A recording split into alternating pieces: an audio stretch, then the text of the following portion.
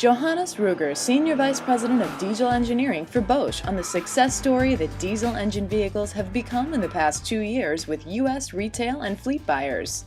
Maybe 2 years ago, this could have been regarded as a huge field experiment, if you will. Now you can say that this is a huge success for those automakers who brought diesels to the US.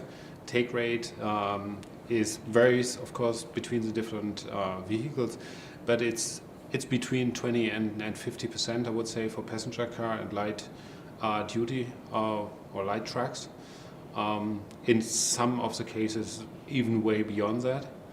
And that after a very short period of time, and some of those automakers who are now in the market with diesels have never had diesels in North America. VW had those before, so there might be some VW diesel lovers, and that was foreseeable success, I would say.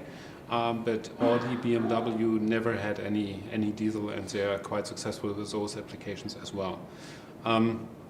So from that perspective, the concern that surely was there maybe 2-3 years ago, whether that technology would be embraced by North American auto buyers, that's not a concern anymore whatsoever. So it's a success story.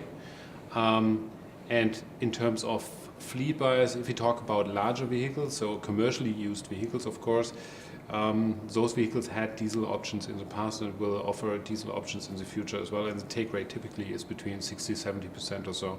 Because for those buyers, the total cost of ownership plays even a much larger role in their buying decision. And that's favorable typically for diesels after a very short period of time. The private buyer sometimes doesn't look at it from that very rational point of view. That's the reason why it's a little bit different buying decision for personal buyers, but a fleet owner surely looks at total cost of ownership.